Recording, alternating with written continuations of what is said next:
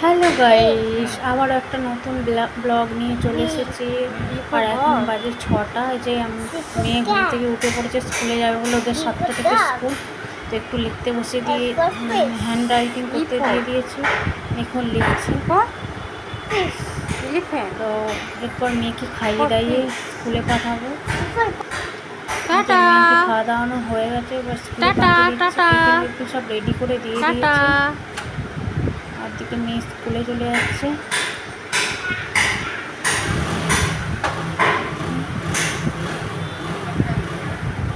তো অনেক দিন পরে আবারও একটা নতুন ব্লগ দিলাম। তো ভালো লাগলে সবাই লাইক, কমেন্ট আর সাবস্ক্রাইব করে দেবে। আর আমি এখন তুলসী পাতা তুলতে যাচ্ছি, যদিও গাছে ফুল নেই। তো শনি, মঙ্গল, বৃহস্পতিবার, সোমবার, এই বৃহস্পতিবার, মঙ্গলবার আর শনিবার আমাদের ফুল নিয়ে আসে। তো ওতে হয়ে যায়, রেখে রেখে করি। একদিন আনলে পরের দিন রেখে রেখে করি। আর এখানে ওয়েদারটা দেখুন, পুরো মনে হচ্ছে দুর্গাপুজো ভাব, মনে হচ্ছে মা সামনেই চলে এসেছে। আর দেখুন কত সুন্দর লাগছে, কখনো বৃষ্টি হচ্ছে, কখনো মেঘলা আকাশ। মানে এত সুন্দর লাগছে না, কি বলবো, মনে হচ্ছে জানলার ধারে বসে থাকি। আর এই যেখানে আমার স্নান টান করে পুজো দেওয়া হয়ে গেছে, পুজো দিচ্ছি। দেখুন স্নান টান করে নিয়েছি। তো ঘরটা মুছে নিয়ে স্নান টান করে পুজোটা দিয়ে দিয়েছি।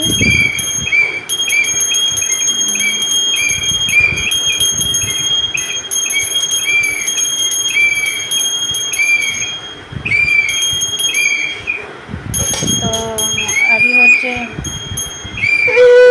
সোমবার, কালকে জগন্নাথের স্নান, কালকে স্নান করাবো। আর স্নান টান করাবো জগন্নাথ দেবকে। রথের দিনকে স্নান করিয়েছিলাম, উল্টো রথের দিনকে স্নান করাবো। আর এদিকে আমি মাংস ম্যারিনেট করে রেখে দেবো আধ ঘন্টা।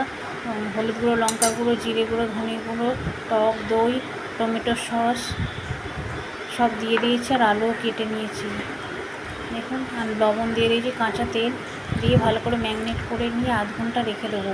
তাহলে মাংসটা নরম আর সফট হবে, আর খেতেও টেস্টি হয় এই মাংসটা। তো টমেটোর বদলে আমি সস ব্যবহার করি। এই যে দেখুন আমার মাংস রান্না মোটামুটি হয়ে গেছে। আর ওই দিক থেকে নিয়েও চলে এসেছে স্কুল থেকে। এবার রান্নাবান্না আমার মোটামুটি কমপ্লিট। মাংসটা কষানো হয়ে গেছে, হয়েই এসছে বলতে গেলে, বেশি বাকি নেই। তো আমার ব্লগটি ভালো লাগলে অবশ্যই লাইক, কমেন্ট, শেয়ার করে দেবেন। অনেক দিন পর আমি ভিডিও বানাচ্ছি। তো যাদের ভালো লাগলে অবশ্যই লাইক, কমেন্ট, সাবস্ক্রাইব করবে। আর অনেক অনেক ভালোবাসা তোমাদের, আর আমাকেও অনেক অনেক ভালোবাসা দিও। আর এদিকে আমি উচ্ছে, করলা আর ভেজে নিচ্ছি। তো মাংস করেছি, আর কিছু একটা করলেই হয়ে যায়, আর এদিকে কিছু করতে হয় না আমাদের। তো এদিকে আমি উচ্ছে, করলা ভেজে নিচ্ছি।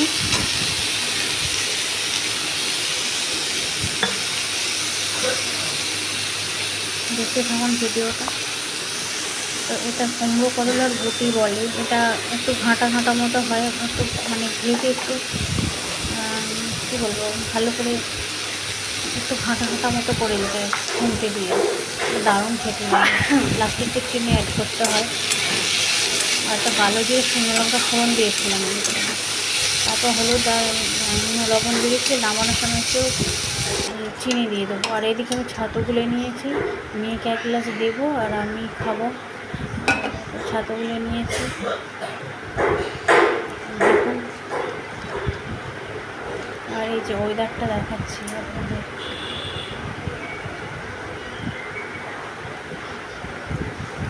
তো রথযাত্রা উপলক্ষে আমার বর গোল্ড গিফট করেছে, সেটাই আপনাদের সাথে শেয়ার করব। দেখতে থাকুন ভিডিওটা। গোল্ড গিফট দিয়েছে রথযাত্রা উপলক্ষে, তো আপনাদের সাথে শেয়ার করব। আর এইদিকে মেয়ে কী করছে দেখুন।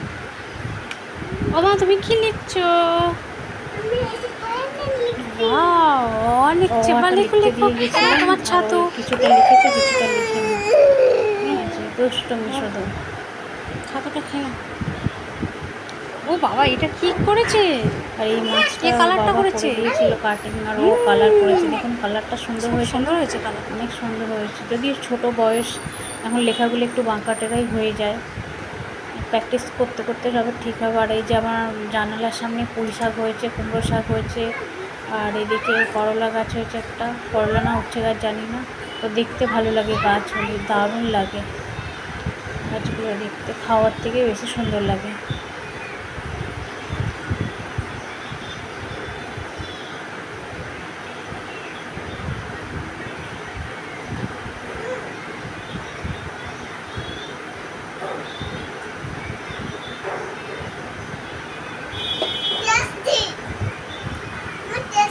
লেখো লেখো।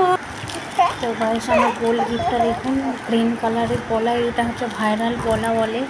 তো আমাকে গিফট করেছে ব্ল্যাক কালার আর গ্রিন কালার। তো ওই ব্ল্যাক কালারটা একটু ছোটো হয়েছে বলেই ফেরত দিয়েছি, একটু বড় সাইজ আনার জন্য। তো আনলে আপনাদের সাথে শেয়ার করব। আর এই গিফটটা কেমন হয়েছে আপনারা কমেন্ট করে জানাবেন। টাটা, সবাইকে ভালো থাকবেন, টাটা।